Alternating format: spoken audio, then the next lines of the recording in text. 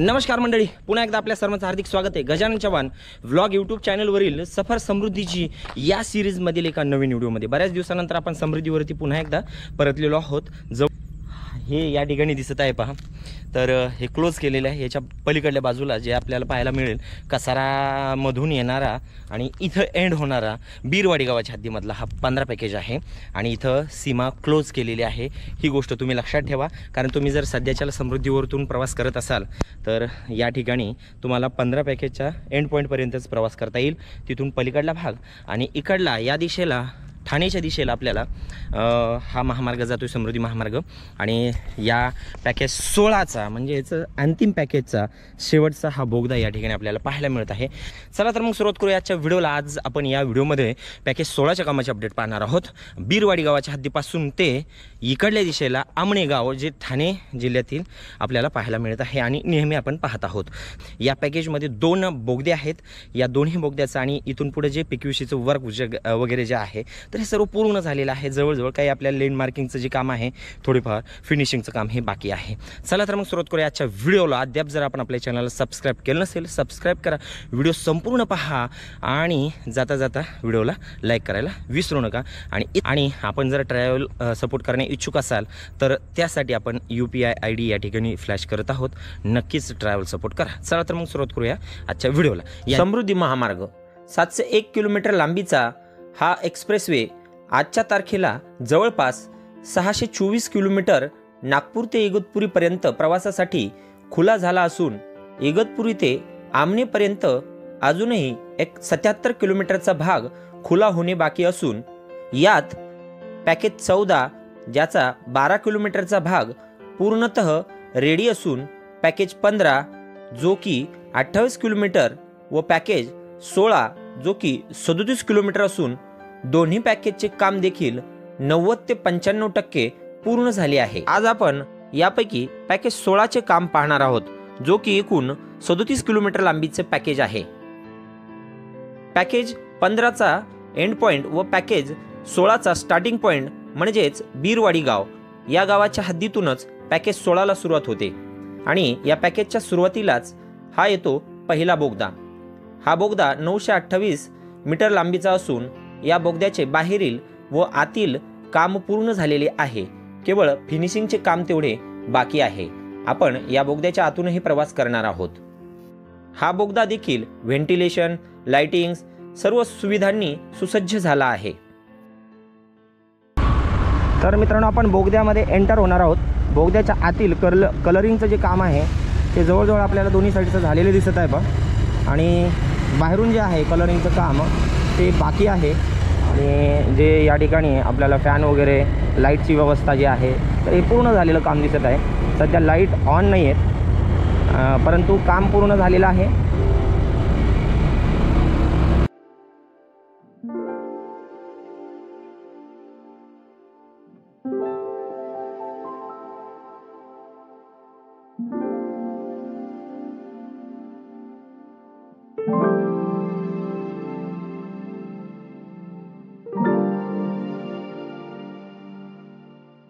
तर मित्रांनो, पाठीमागचा हा आपण बोगदा 928 मीटर लांबीचा हा जो बोगदा आहे तो आपण पाहिलेला आहे आणि तो बोगदा एकदम आपण म्हणजे एक्झिट झाल्यानंतर हा आपल्याला 2.3 किलोमीटर लांबीचा वायडाक्ट पाहायला मिळत आहे पहा। याचंही वर्क आपण मागे पण पाहिलं होतं की पूर्ण झालेलं आहे। लेफ्ट साईडचं, राईट साईडचं सध्या काम सुरू आहे पहा।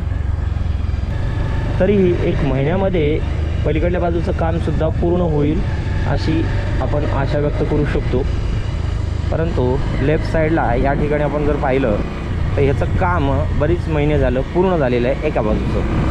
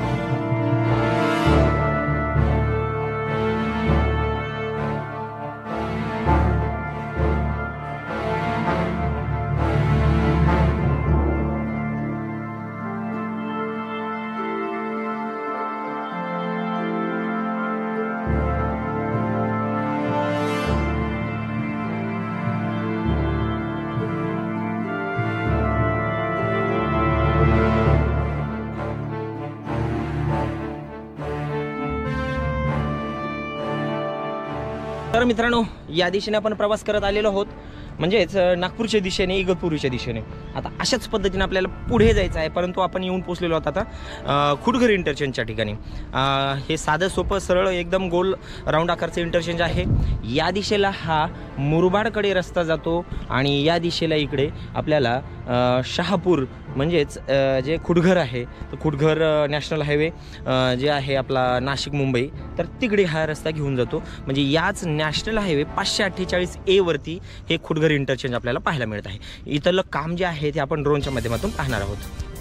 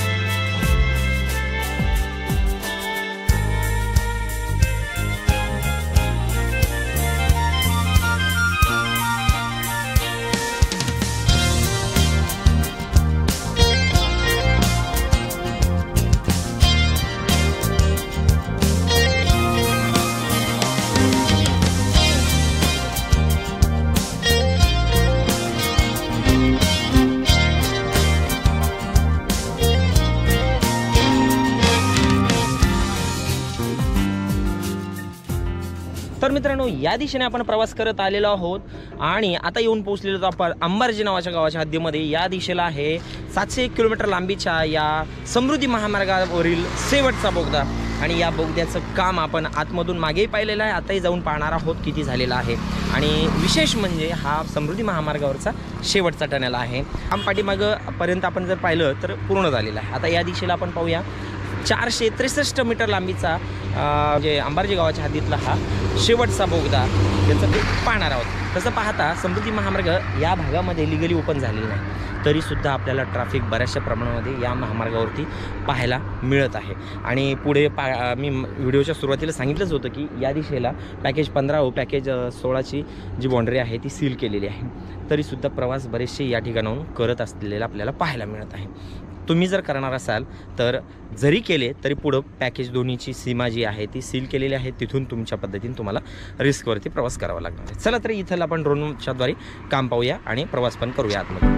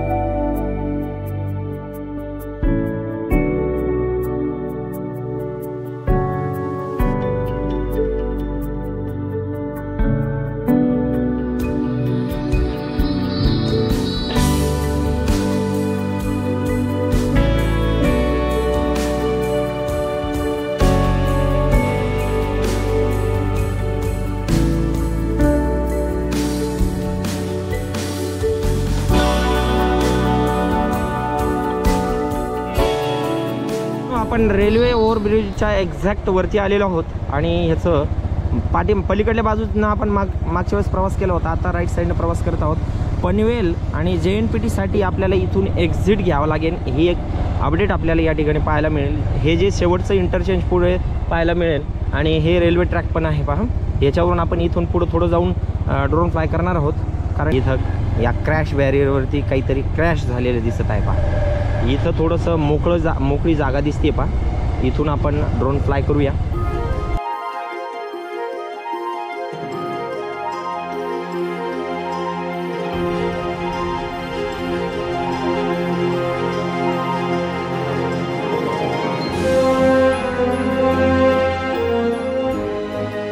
ही आहे पनवेल ते कसारा इगतपुरी रेल्वे लाईन आणि या रेल्वे ट्रॅकवरील हा रेल्वे ओव्हरब्रिज याचे काम दोन्ही साईडचे पूर्ण झालेले पाहायला मिळत आहे आणि या ब्रिजच्या दोन्ही साईडच्या PQC वर्क सुद्धा पूर्ण झालेले पाहायला मिळेल। आतापर्यंत जेव्हा जेव्हा आपण या ठिकाणी आलो होतो प्रत्येक वेळा या रेल्वे ओव्हरब्रिजचा शूट घेत असताना रेल्वेची वाट पाहत होतो। यावेळेस मात्र ती इच्छा पूर्ण झाली आणि या ठिकाणाहून एक आपल्याला रेल्वे पास होताना पाहायला मिळाली।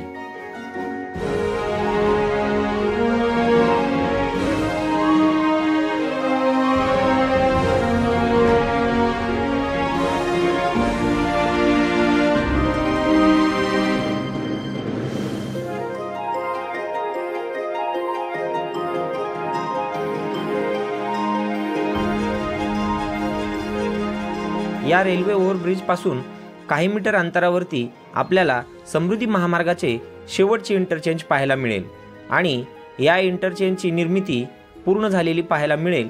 तसेच ॲडमिन बिल्डिंगचे वर्क सुद्धा प्रगतीपथावर असलेले दिसत आहे।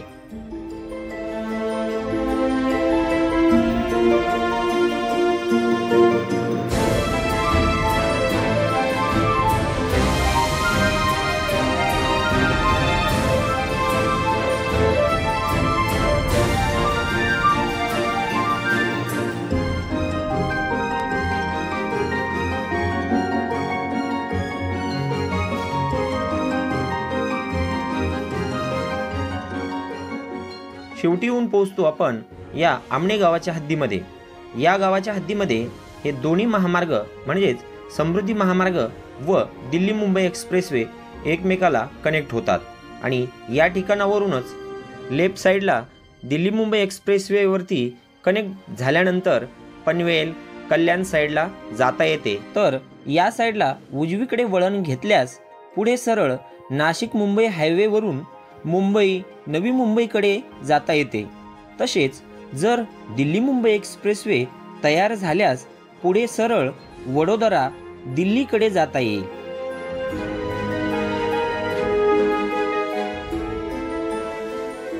आपण आलेलो आहोत आता आमणे इंटरचेंज आमणे या जंक्शन पॉईंटच्या ठिकाणी, ज्या ठिकाणी इथून तुम्ही एंट्री एक्झिट करू शकता। टोल प्लाझा आपण इकडल्या दिशेने नागपूरच्या दिशेने आपण या मुंबईकडला शेवटचा टोल प्लाझा आपण इकडून पाहिलेला आहे आणि अशाच पद्धतीनं वरती आपण येऊन पुन्हा परत आपल्याला खाली यावं लागलेला आहे।